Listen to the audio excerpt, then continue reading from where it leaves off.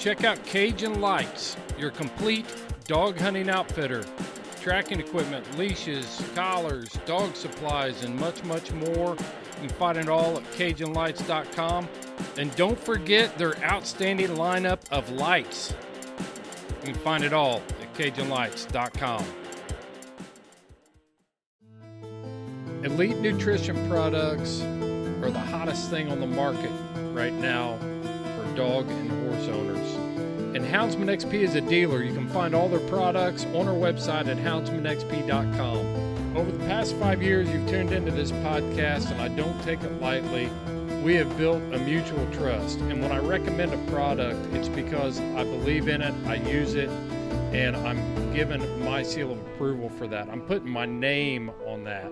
And with Elite Nutrition products, I do trust it. I do use it. I've seen great results with their essential dogs, their pre and probiotics, their tick-borne disease treatment. It's all natural. It's a great alternative to pharmaceuticals when used appropriately. If you expect extreme performance, you need Elite Nutrition. Available from houndsmanxp.com.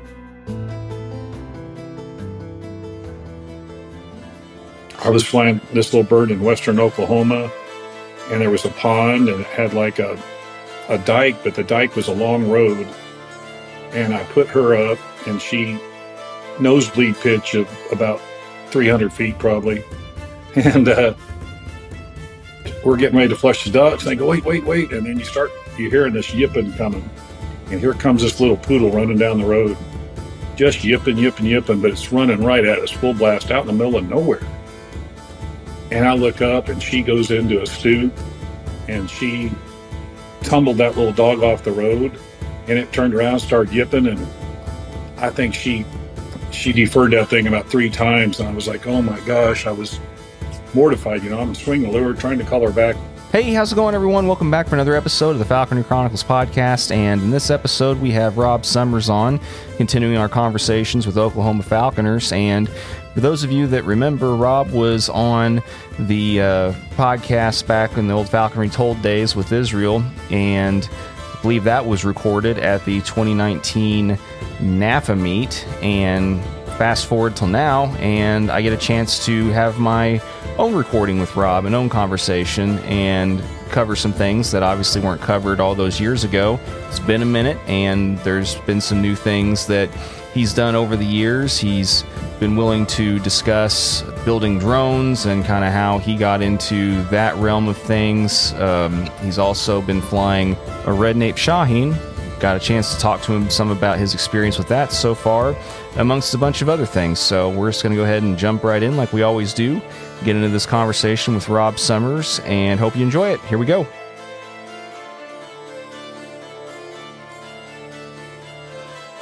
I want to start off just by asking, what's it like to still have hair and actually need haircuts at this point in life? How'd you even know that? Well, you told me.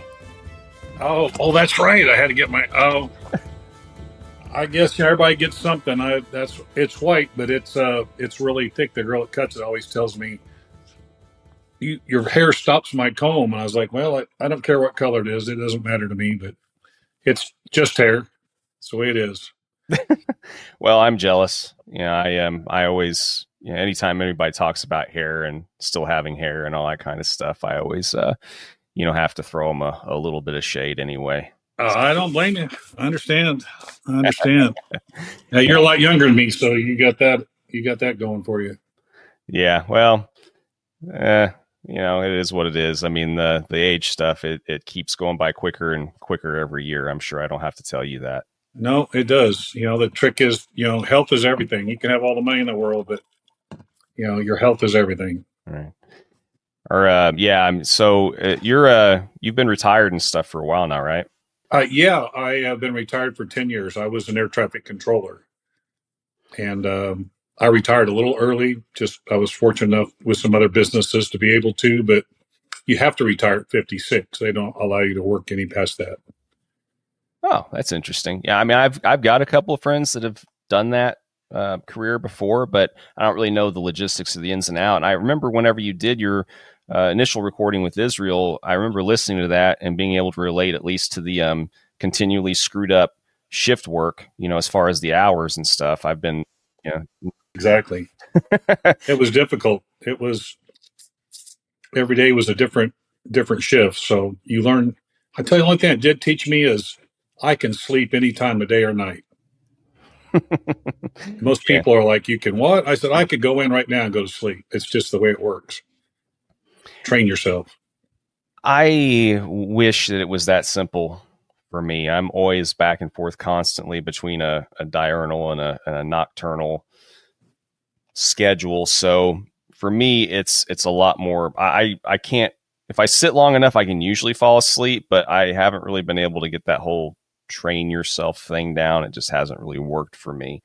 So I don't know. It's one of those things that I don't know if I'll ever completely get you. I mean, I've been night shift now for over a decade, so you know how it goes. But Where do you work? I've been working in healthcare for 20 years. I've been in respiratory therapy, and so I'm working in a hospital. So My wife was a neonatal nurse, so I'm familiar with that. yeah, I was a neonatal respiratory therapist for a while. So, oh wow, she would like you then. Yeah, I was there I did that for the first 13 years of my career. So. Oh my goodness, that's tough stuff. The jet and all that stuff. I remember all that. Yep, oscillator, jet. Yep. All that stuff. Yeah, conventional. And where I worked, we were the ones that got to manage the airway. We got to intubate a lot and do all the things. So, yeah. You're a special guy. That's really special for those kids. It takes a lot of work. I know that the guy that was her respiratory therapist, she just thought the world of him because it was a tough job. Yeah, I mean, depending on who you ask, I'm definitely special. All right, but yeah, no, it was a job that I still will always have a lot of really great and a lot of really horrible memories as well. But all that being said, I'm appreciative for the experience. After a while, it just got if it was just the job, I would have never left it. But the atmosphere got a little toxic after a while, so I had to make a switch. It was too much. I actually bought her out to retire. I said, I'll take over your salary because it was having a toll on her. Yeah, it definitely takes a toll. I completely relate, and that's why I had to make a change. I ended up going into sleep medicine for a little bit, and then once the evil C word hit, then I went into travel and doing that and stuff. So it's neonatology is a rough. It's gotten rough. To me, in my humble opinion, it's kind of regressed a little bit. There's a lot of things that they want to do now that don't make a whole lot of sense to me, but I don't know why the train of thought has gone the way it has in a lot of things. It's frustrating to me. So I'm glad I got out of it for the most part. Good. But yeah, so, all that being said, like I'm sure, I'm sure being a spouse to us in those situations isn't very easy either. So, you just got to understand it's like my job. I come home pretty wrung out, and we just both understood we had equally stressful jobs. Did did you guys ever get into some of those silly spats where you were like competing on whose nights or whose shifts sucked worse and all that? We had conversations that would probably qualify as that. Who had a worse day, but we overall, we managed. We had 2 children, so she was working night shift. I was working rotating shifts. We had a little nanny lady that helped us, but it was, we always talked about just passing in the hall, get a kiss and keep moving. Cause it was like, kids got to go to school. I'm going to bed, and vice versa, I do. Well, and I'm sure that, that probably, you probably faced some similar challenges and issues then, balancing all that with your falconry stuff and everything too. I bet. I mean, I know I've had to sacrifice a lot of sleep over the years, and I always like talking to people about, kind of the things they've had to deal with and balancing their career with all of that. So, I mean, how was it overall for you? The same. I mean, I remember we used to get what we call chicken fever because we had prairie chickens here in Oklahoma, and I'd work a night shift, which was, 10 o'clock at night, and then you get off at 6 o'clock in the morning. And I'd have my Falcon in the car.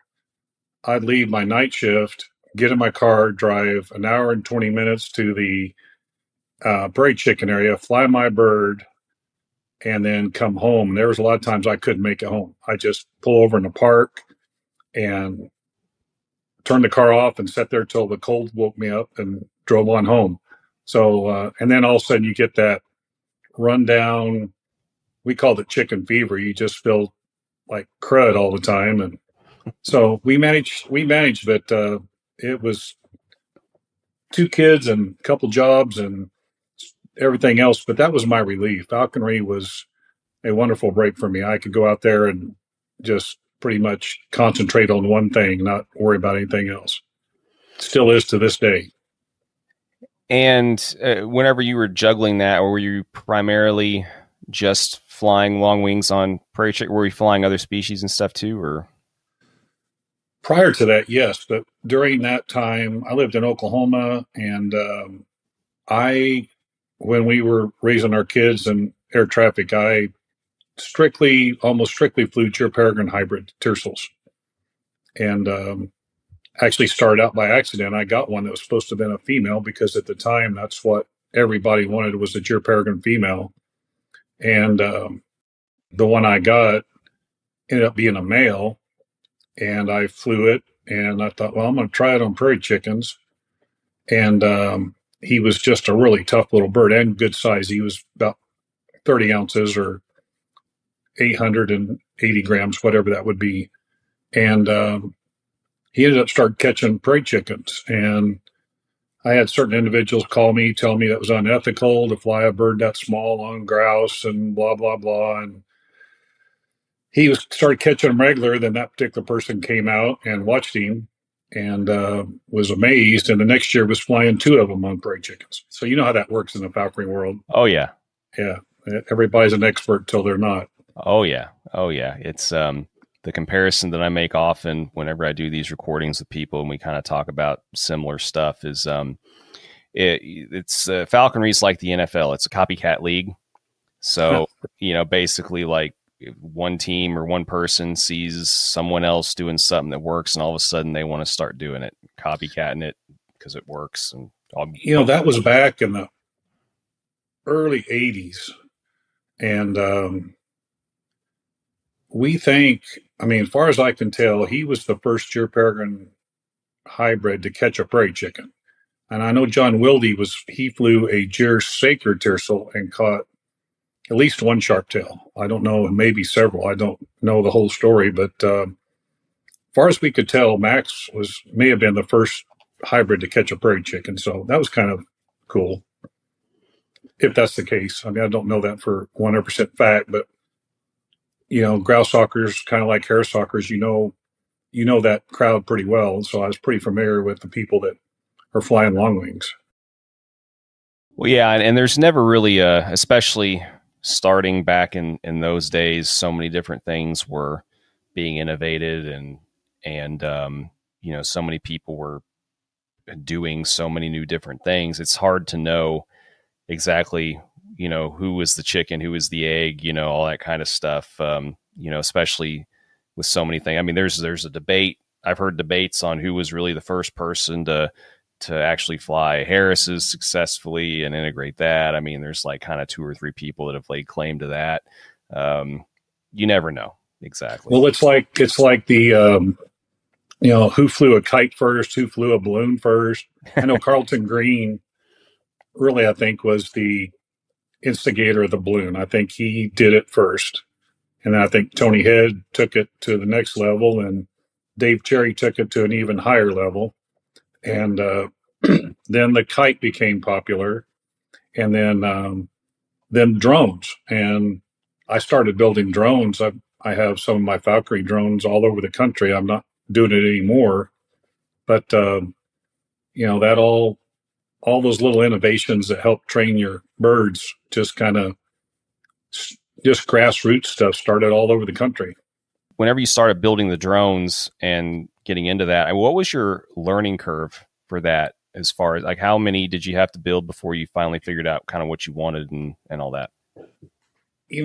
Thank God for YouTube, but I was, people were trying drones, but they were using those little DJI Phantom 1s and 2s, and they had very little flight time. They didn't have any lift capability. And I watched some people try them. I thought that just, that's not getting you anything. And so I literally took 2 days, locked myself in my office, got on YouTube and started studying and learned how to program the flight controllers, how to look at all the different drone frames, what lifting capability they had, how big of blades they had. And I settled on a frame. Tracy DeWitt is a friend of mine, and he had done this one that kind of looked like a little erector set thing. I copied him on that, and then I went to a Terret drone, which is kind of one you've probably seen around, just 4 arms. It's like a 650 millimeter, but it held 17-inch props, and it could lift a full-size pheasant. I mean, it was pretty powerful. It was a flying weed eater. I mean, you don't want every bird to fly into one of those. I mean, a DJI might not hurt your bird, but these would be, since I've gone to drones that have foldable blades, so if they hit, they fold back. But I went to that Terret drone and built my first one off of basically what I learned off of YouTube. And there was a big learning curve. It probably took a month of building and testing and finding out what went wrong and setting everything up. And the only thing with drones is kind of like any kind of electronics is it's always progressing. There's always a new firmware. There's always a new flight controller. All of a sudden, this one's not supported anymore. It got to the point that it was happening so fast in the last couple of years that I could not keep up. And Kurt Krager, a guy in Idaho, he took over my drone business, and he's making a fabulous drone now. I mean, it is, and he's keeping up with the software because he does drone work for the military and all kinds of special stuff for the Fish and Wildlife Services. So he is right in the middle of it. So he keeps those things dialed in. Yeah, I don't know. I'm not handy enough for that kind of stuff. I mean, I can do bare bones things, but those kind of builds and stuff, I'm not really sure. It's not really my thing. That's why I'm always curious to see if the technology's improved enough where there's kits now that you can get that aren't near as, kind of a labor intensive to put together. Alltel builds a nice drone. I think it's Alltel Evo 2. A lot of guys have gone to that. They're pretty solid drones. Alltel makes their own flight controllers. They'll get you up to a good high altitude. I'm not going to say altitudes because there's restrictions on altitudes, but it'll get you as high as you'd want to train your bird to, I believe. Fair enough. Yeah. And then I know that it's always kind of a challenge sometimes connecting whatever setup you want as far as the parachute release and all that kind of stuff too. But, we've got a real simple one that uses a little ball tightening clamp and a little tube we make. And, we just don't have issues with it. It just pops. It just does what it's supposed to do. And once you get it set right, it's pretty much slam dunk. What size parachute do you use? I use a 36-inch X chute from, what's it called? I'll think of it here in a minute. But, and then my little bird, I've got a red nape that I'm training right now, Tercel, about 470, 80 grams. I just use half. I use an 18-inch chute with him, and he'll come down pretty fast with it, but it doesn't give him much a chance to drift. But what's funny is people call me up all the time and say, how big a chute do I need for this bird? And I train with several guys here that have Pure Peregrine Tercels, and we'll put the drone in the same place, same altitude, same parachute, and they all three land hundreds of yards apart. It's like, it just depends. Does your bird come down? Does he hang? Does he flap? Some birds want to float around with their wings out and kind of do big circles. It's as much your bird as it is the shoot. That's one thing I've learned. I'll agree with that. I mean, there's been 2 different birds that I've droned now, and yeah, basically same deal. I mean, it's funny because one bird had this knack for, even if I'd be in a wide open field somewhere, not much around, he always finds something to freaking get hung up on, or something. Like it just would crack me up that, sometimes some of these birds just have these weird tendencies to always have the most inopportune parachute experiences. It's funny. Well, I think you spoke with Mark Waller, and Mark and I live here together and drone train quite a bit together. And he had a jerkin, a dark jerkin that thing would grab the bait and fly towards a truck. That thing would land. I mean, I was like, that's not even fair. But then he had his other hybrid, and his bird get that thing, and it would kind of get lofty with his wings and kind of do circles. And then the one I had at that time, he would just grab the bait and he would hang. He would just hold his wings out about 45 degrees, never flap, and just come straight down. And that was the perfect one. But the one I have now, it just depends on the day. He's more looking for a spot where he wants to land, and he'll drag the chute a long ways. Unfortunately, half the time it's a road, and you're like, no, don't go that way. And you just got to fight. You just have to fight. It's just part of it. For sure. What's your funniest or your most, I guess, unique, I should say, droning story when it comes to all that? Oh, I guess when I had him take the drone one time, and it came off the tube and it was loose, but it didn't unfurl. So it was just this block of plastic. And he flew way out over this neighborhood. Then it popped, and he ended up on these people's house. So it took me a while to get around over this neighborhood. He's running around on the roof, and dogs are barking in the yard, and everything in the world. These people are outside looking. Here's this bird running around on a roof with a parachute and a dead quail. And I drive up, and like, hi, that's my bird, and well, it's got something, and it's hung up. And I was like, well, it's actually a parachute. And it's just trying to explain that to people. Then they want to sit out there with their they're taking pictures and dogs screaming and barking, and you're like, oh my God, just let me get out of here, please.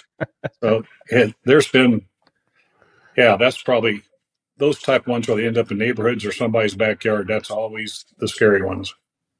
Yeah, I had an almost identical scenario to that. Not quite as chaotic, but the scenario that I had with the parachute, actually, like the whole tube mechanism with the parachute still in it, completely detached. Oh no! The latch. So as he was flying around with the tube and the chute still in it, and he ended up same deal. Like flew completely the opposite direction. Ended up landing on a roof in a subdivision, but luckily the people weren't home at the time. There was no barking dogs, all that kind of stuff. But it was interesting for him. And I had to wait for him to finish the starling that I had on at his bait before he would come back off the roof to the lure. And then, of course, the parachute and tube just kind of stayed. I had the bird grab the parachute and then climb, and it climbed up to where the line got into the props. So the drone went upside down, and my bird hung on, and he stuck his wings out. This drone's hanging underneath him, and did this controlled glide all the way into heavy grass and saved my drone. And I was like, he got a big bonus for that one. And then, there's just more crazy. I was in Wyoming with Steve Chingren, and my bird grabbed the bait and he pulled it real hard, and my battery fell out of the drone. And I remember Steve going, Rob, your battery just came out. And we see this battery falling from very high. And So it splats on the ground, and we look at the drone, and all of a sudden it spins back up to full speed. It goes, whoa, and we're like, what? And it's level, and it's coming down. And it was basically an odd rotation. The wind from below started spinning the blades, and the thing came down and just planted itself in the desert and didn't really tear it up at all. Yeah, it was crazy. Yeah, that's lucky. I've smashed a few Phantoms. That's what I was using. I mean, I completely agree with your assessment of how those things are compared to the other kind of non-commercial custom build stuff. So, well, there's some Phantom Pro. There's some new ones out, and I'm not up to date on all the Phantoms, but I know some people flying them with real good success. So it's just back when I started building drones, it was the earliest Phantoms, and 20 minutes was max, and with any weight, probably 15. So, but prior to that, I did the balloon. I do have a good story for you. So I had an avalanche, and I had this big, bright yellow balloon. It was like 8-foot balloon, and I had it bungee strapped with this like netted bungee stuff all across the back of my avalanche, and it traveled fine. And I drove up to a gas station one time. This is kind of bad, but it was funny at the time. This little girl walks up, and she was like, "What is that?" Like, I don't know what to say. I said, I don't know where it came from. It just popped in my head. I said, "Well, it's a new test that we're doing for gas mileage." And I said, "You fill that up with helium, and it takes a lot of weight off the car, and you get incredible gas mileage because it doesn't have to pull much weight."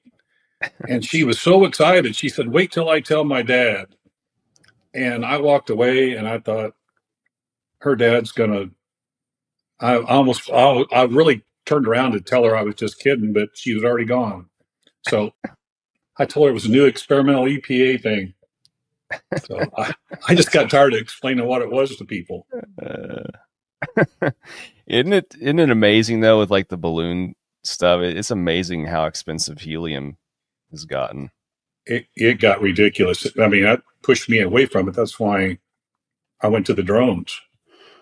Yeah. And plus, I didn't like having a balloon up there at any altitude. I'm a helicopter pilot, and I fly low. I didn't really like the idea of a balloon and a big tether line and all that. Out, in your way. Yeah, I've done air and ambulance transport, and I've been in some situations where, not really fun whenever you have near collisions with stuff and all that kind of crap. So. No, you got to be really cognizant. I mean, every drone owner should be very cognizant of where they're flying around, what they're flying around. I have a training area that has some really high antennas nearby, and being an air traffic controller, I know what the minimum altitude in those areas are. So I keep my drone well below what any airplane or helicopter should be, because there's hazards there. So it makes a very safe place to train. Yeah, no, it's definitely something to be aware of, for sure.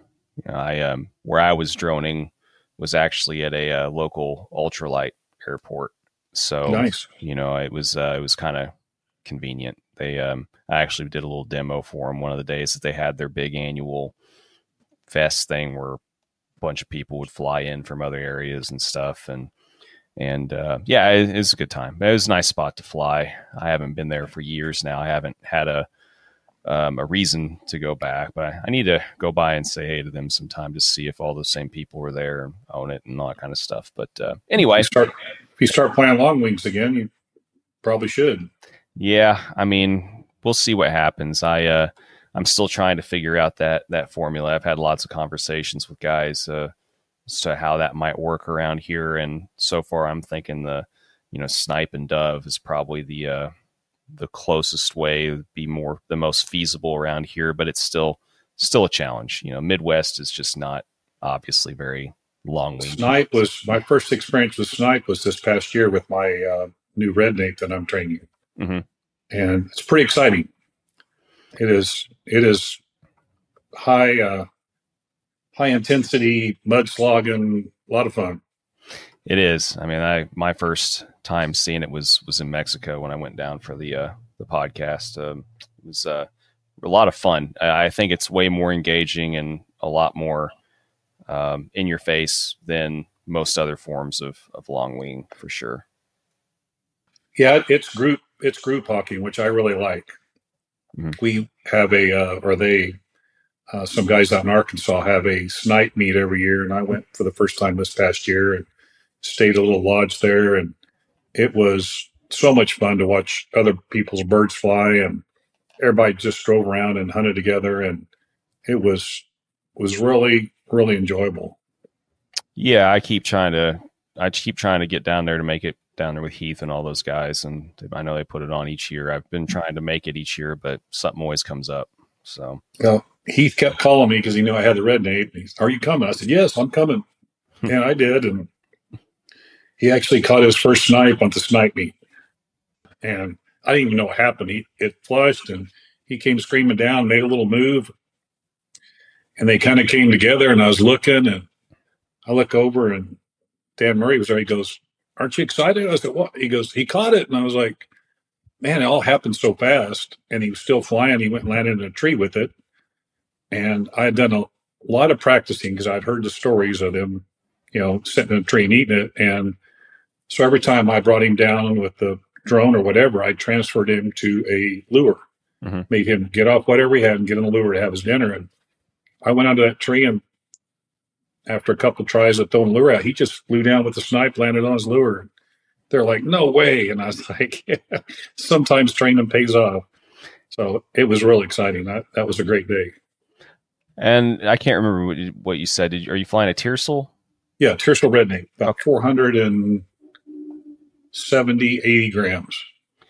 I am really fascinated by red napes. I like them. Those in the Barberries, I think, are really cool. I'm not sure I'm brave enough to try a Barbary around here, but I would definitely give consideration to a red nape for sure. I mean, what's your overall impressions, flying one compared to other long wings? Well, the way I kind of got interested in them was I was fortunate enough to hawk with Fran Balenches from Spain out in Wyoming, and he saw the hybrid fly, and he goes, man, I wish I could get you one of my red napes. You would love it. You do a good job with one. And he talked about how aggressive they were, how big-hearted they were, and their wing beat. And so I just started looking around. I did find one last year and got him. And, I have a lot to learn. I'm done this for most of my adult life, but there's still a lot to learn. And I learned a lot about red napes. And I didn't push him real hard, but he did catch a Hungarian partridge, a nice flight. And then he caught that snipe when I tried that, and lots of bad game. But they have an incredible wing beat, and they can fly forever. They're buzzsaws. They just go and go and go. And, the jury's still out. I didn't really push him super hard. And I was, I'm getting ready to leave actually in 4 days for a month. I take a month trip every year. I start here. I go to Wyoming. I train with Steve. I just use the desert as a cold place to train my birds, get them in shape. Then I either go to Montana or South Dakota, hunt sharptails and huns, come back around into Nebraska where I do most of my hunting and hunt prairie chickens and come home. So the little bird got to make that trip because I wasn't really pushing hard to make a game hawk out of him at the time. I took him to Iowa. That's where he caught the Hungarian partridge. And he was a little aloof. I chased him several times, not more than about 5 miles, but he would see something. It was like tossing up a wolf with wings. He'd get 200-300 feet, and then he was off. He just wanted to chase everything. So I let him do it. I mean, I couldn't really stop it, and slowly dialed him in. And I'm hoping this year that wanderlust may be reduced and we can concentrate on really working on waiting on. I'd like to see him waiting on 800 to 1,000 feet. That would be my goal. And that little guy coming down from that kind of pitch on anything's going to be dynamic. I bet. And so, I mean, in your opinion, then do they range out sometimes as much as, like, say, what a Barbari's reputation is? Or Yes, I think they're very similar. I think they're very, very similar to a Barbary. And everybody told me don't fly them in September. They migrate on you. And I think the drone was a good thing because it kind of keeps them in the zip code, keeps them focused on stuff. But still, he went the drone. If he was going to the drone and he saw something at 200-300 feet, the chase was on. And it wasn't like he was flying off. Every time I'd find him, I'd stop, and there'd be a blue jay would cross the road in front of him with him 4 inches behind it. There'd be, he was after something. Every time I found him, he was just terrorizing stuff. So he's just a little Tasmanian devil kind of. but he's very capable. Yeah, big feet, beautiful birds. I'll send you a picture of him. He molted almost completely clean, nothing like a Tundra first season or anything. He molted beautiful. And he was a chamber bird, and you would have think he was an imprint. I walk in there, he's baiting at me, jumps on my glove, turns his head upside down, and he was hard pinned when I got him. It wasn't like an early chamber bird. He just super, super nice personality. So that part I've enjoyed. I told my wife it's almost like having a little mascot you take with you when you go hawking because he's just fun to be around. Fair enough. Well, I mean, and this was your first one? Yes. Okay. So I'm sure I talked to Keith Richardson, and several people have flown him and got all the information I could. And I've, they kind of like every other falcon, there's just stories all over the place, but it does seem like in general, they're pretty sweet birds. They're got a really good, calm personality if you get the right one. And it raised up with my German short hair. He has this distance about 10 feet that he has mind the dog. And I don't know. I think they're pretty neat birds. They're hard to come by, but they're a very capable, really, their wing loading seems pretty tight. So he really gets up to speed quick when he wants to. I remember his first stoop was from about 500 feet. And I looked up, and it was a complete mummy tuck coming down. I was like, that can't be my bird. And then he just pounded this kestrel out there in the middle of a pasture. And I was like, that was him. Where did he learn to stoop? They're just they're very aggressive. They love game. So I don't think, what I learned is just take your time. I'm not trying to hurry him. This year is going to be a proving year for him. I'm going to dial him in. Cool. So you would maybe compare him then to like a prairie as far as aggression? Yes, very much. Yes. And I know Fran, he says there is not a more aggressive bird per ounce than a red nape.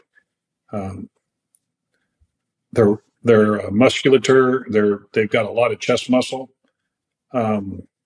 He told me a lot more about him. I mean, he's an expert on him. I'm a novice, but he couldn't say enough about him. And he has a couple of females he flies that are not large birds. They'd be a small peregrine female. And he's catching mallards and, all kinds of stuff with them. Chucker, all kind. I mean, my little bird, I've served him chucker, and he doesn't even hesitate.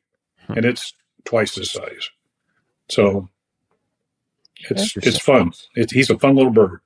Very interesting. Well, I'll have to do more homework into him also. I mean, I know there's lots of theories that they're just kind of, probably a genetic kind of offshoot or a subspecies of peregrines and stuff. I've heard that theory, or stuff. I mean, I would like to learn more about them.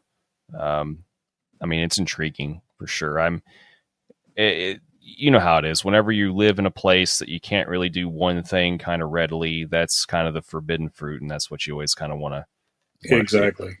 So. Well, I've been doing Geo peregrine tercels for 30 years, so I just decided I was going to expand my horizons, try something a little different this year. The Geo peregrine tercel thing, I'll never tire of it. I just love them. But I wanted to try.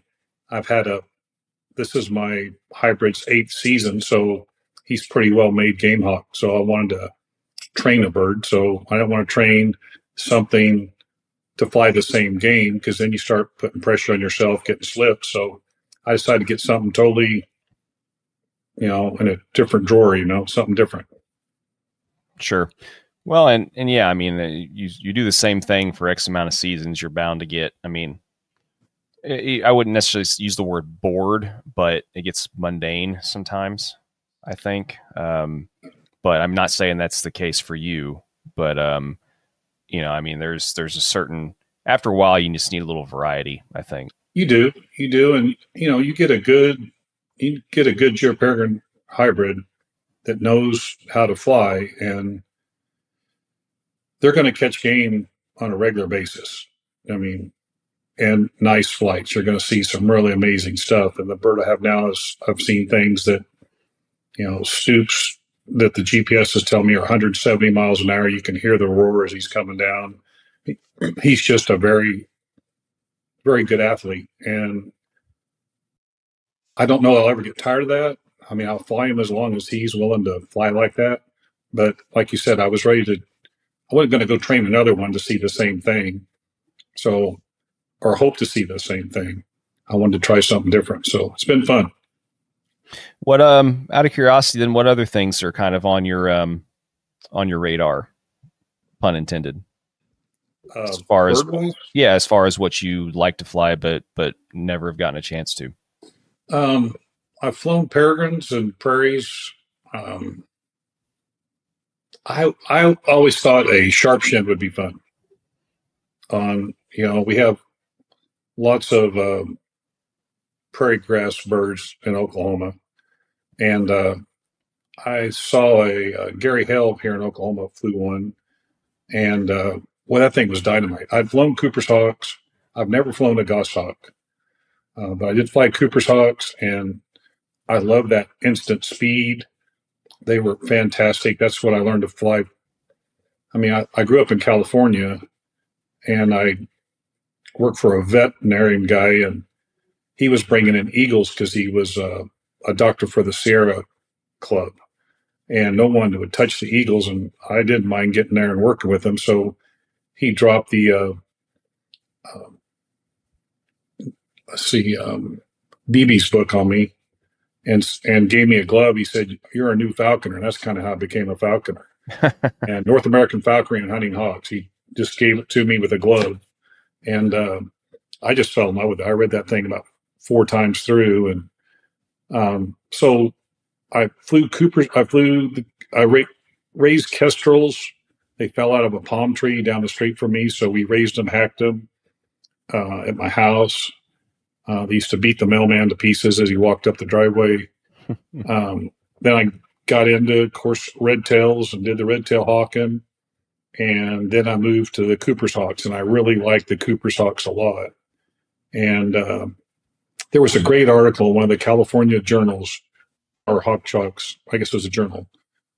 And it talked about raising the perfect Cooper's Hawk, what age to get them, how to raise them. So I followed that. I don't remember the gentleman's name that wrote it, but he was spot on. And I had just a really nice one. You could fly him out the window. You could walk the fields with him. Several guys I knew had Goshawks back then, and he was a lot more fun to watch. And so I flew those, and then I got a Harris Hawk and started to train it, and somebody stole it. They tore the bars out of my Muse and stole it, and then I ended up moving to Oklahoma about a year later, and it was obviously long wing country out here. I'm always curious to find out what other people's forbidden fruit is, so to speak. What they haven't tried yet, but are kind of lusting after. Well, the black shaheen. Have you seen? Yeah, okay. I'd love to fly a female black shaheen. Gotcha. I think that they're just a gorgeous bird. Apparently, very much like the red napes as far as their personalities. Fran had one that he was telling me about that just flies sky high. I mean, he said it's unbelievable. Just goes up out of sight, and I think they've caught sandgrouse with it. They've caught lots of chucker. ducks. I guess it's just phenomenal bird. I'd love to see one of those. Very But cool. more so than a bird, I would love to fly sandgrouse. That is my bucket list. I almost had it set up through Ken Riddle, and he stopped going over to Morocco, so that didn't happen. But that is something I would, sometime in my life, I'm going to go over there and watch it, because I guess that is pretty much the ultimate of the ultimate. I've heard kind of mixed things on that too. I think it depends on what the actual like species or subspecies of sandgrouse. Right. I've heard that some are easier than others. It just depends on where you're at and what the actual subspecies is that you're. But I don't know. I've heard both things or whatever. But I mean, anytime you get a chance, it doesn't really matter. Anytime you get a chance to go to another country or see other types of species of prey and predator both fly, it's always cool no matter what. Well, I guess from what Fran was telling me, and I'm not sure exactly what species of the sandgrouse these were, but he said their means of escape were take off and climb as fast as you can and climb out of sight. Well, for falconry, you can't beat that. Prairie chickens would probably be the closest thing we have in this country that do that. I mean, if you get them out in the open, they're going for it. Sharp-tails tend to be a little more cover-oriented. But if you get them out in the middle of the open, they're no different than a prairie chicken. They take off and they just go full blast. So I like high intensity quarry that fly like that. For sure. Yeah, it makes for a lot of really cool dynamics, no doubt. But yeah, you'd enjoy Sharpie too, though. The only thing about Sharpie, they're hard to keep alive, and to some degree, I mean, it's easier if you field hawk with them exclusively. But yeah, I mean, as far as they're just it's never usually a good combination. A very small bird that has the same tunnel vision as say like a larger goshawk. It can be a recipe for disaster in the wrong. They always find creative ways to hurt or kill themselves. It seems. Yeah, and everything wants to eat them. That too. Dan here has that little purlin, mm-hmm. and that's an incredible bird to watch fly. And I've watched him over the years. I don't know how old he is now, 10, maybe older. And it's got like 9 lives. I don't know how many different things have caught it, but it seems to survive somehow. But the one thing I didn't mention is I read Jeremy Bradshaw's book, and for anybody that ever wanted to get into a Merlin, that is a fabulous book. Mm-hmm. I feel like I could get one and know pretty much what to do. I've talked to him several times, met him at the rendezvous and stuff like that. But I would like to do a Merlin at some point. I just think seeing some ringing flights with a Merlin would be really dynamite.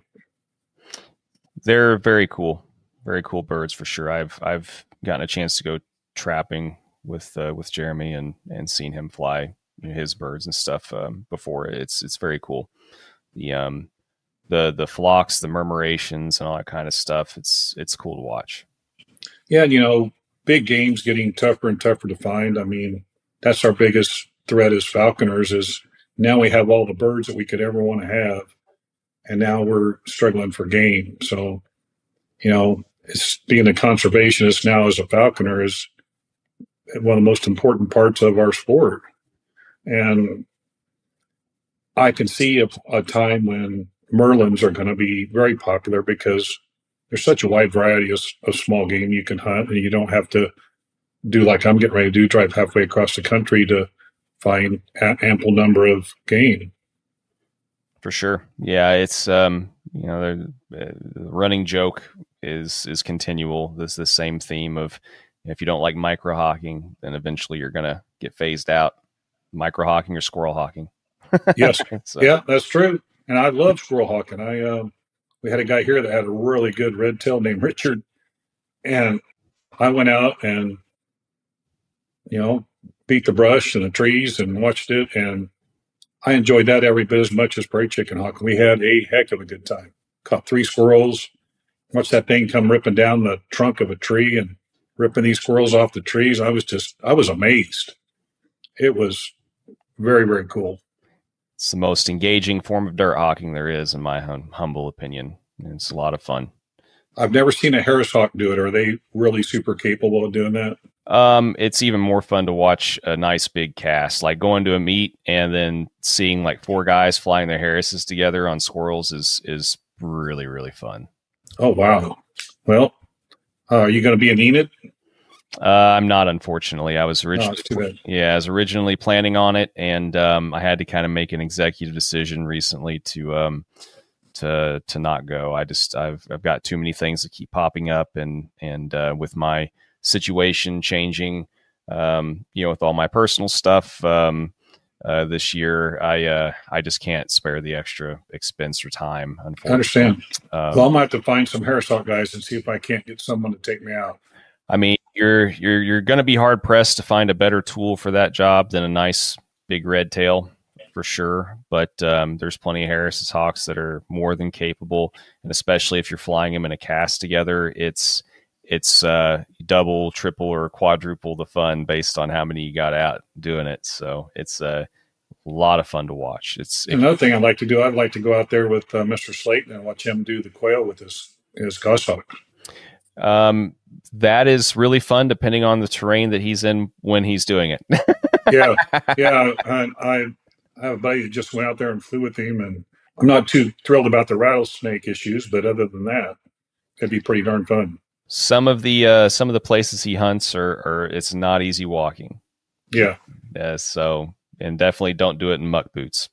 I get some bad blisters. Well, it's hard to walk, period. Yeah. You're gonna worry about busting your ass constantly, essentially. But wow. Yeah. So I mean, just be mindful of that. Figure out where exactly you're going beforehand, and get the adequate footwear to match. So, but yeah. So, I mean, as far as everything else goes, though, I mean, something I haven't really touched on with a whole lot of people. I was doing like a separate, like Falconry Follies specific, themed episodes with people occasionally where, we discuss mistakes and things like that so other people can learn from them. But I really haven't done that a whole lot recently. I mean, would you be willing to share, out of curiosity, what one of your hardest learning experiences or biggest mistakes that you made was, and kind of what you learned from it? Trying to think what. It could be anything, but I mean, one of the most impressionable things that you kind of had to experience. Well, did you ever hear the one that was done previously? Your episode? Yeah. Yeah. It's been a minute though. I listened to it on the drive down to Oklahoma whenever I was down there, but I haven't listened to it since. So, well, we do a lot of duck hawking here, and I had a bird named Sammy, which was just a black Gir peregrine tercel, just beautiful bird. And he was a good flying bird. One of those birds, you kind of just say, well, that's my bird of a lifetime type thing, which I think that may be the bird I have now. But Sammy was a very capable bird, and we were flying ducks, and I was actually with Robert Huber and Tim Jessel, and we were walking along, and he was way up, 1,000 feet, and we were walking towards this pond, and I was telling Rob, I said, I just love this bird. He's nice, beautiful bird. He just finds a way to catch game. But I made the mistake of, there was a pond, but it had some fences running not too far from it. But unfortunately, there was teal. And teal will just scrub your bird off on anything they can find. And we flushed, and he went after the teal. And these teal went out across a pasture just knee high and scrubbed him off on a piece, several rolls of baling wire that were just left in the field. And the rest of the story's ugly, but I lost him, and I'd say I've learned a lot about really kind of backing up when you see a setup and look at what could possibly go wrong. My wife always says that to me, but um, I don't know that I would have even seen that possibility of that happening, but I'm a little more careful now.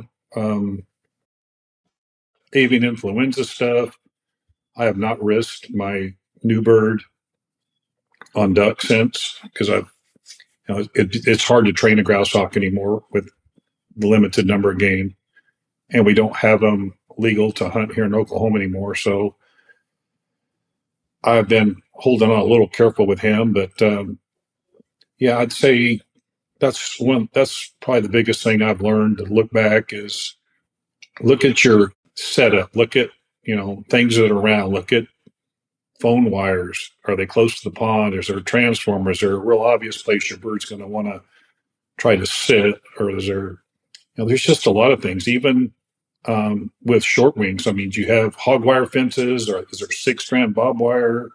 Is, just being a little more aware of your environment before we spend a lot of time and money on these birds before you put your bird out there to make sure you don't put them in jeopardy. Yeah, I remember that story vaguely now that you mention it, where he got caught and then unfortunately got kind of more or less cut open, right? Yeah. Yeah, it hit him mid lower chest, and it took off one leg, broke the other. He caught the duck. He was standing on a duck with a broken leg and missing the other one. Right. Yeah. And still had it.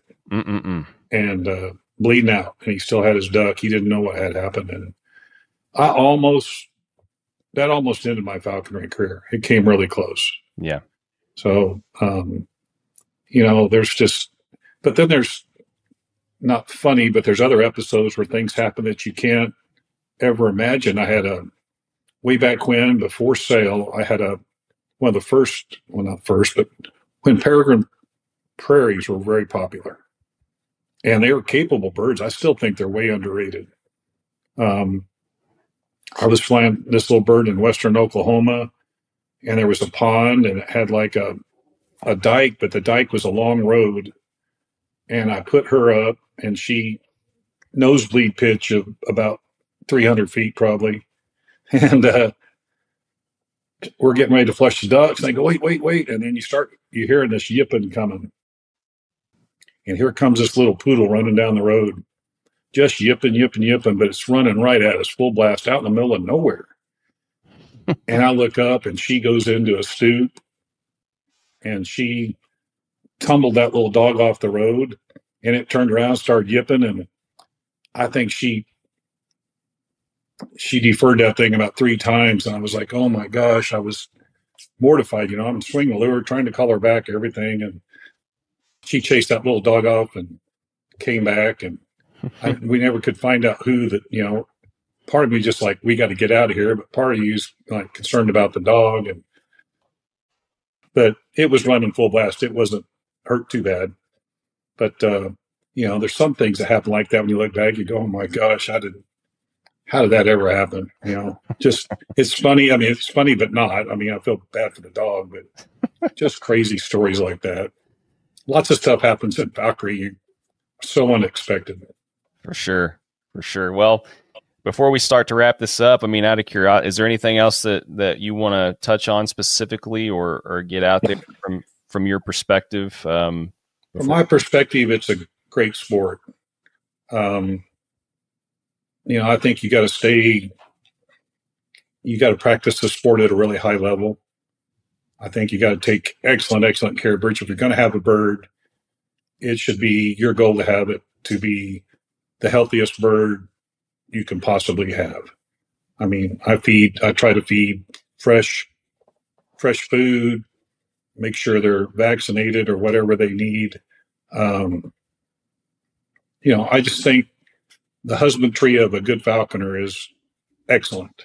And I like seeing that. I love going to meets and seeing people's birds.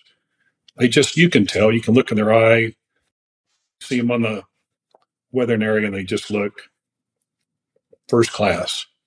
They just look like shiny dime.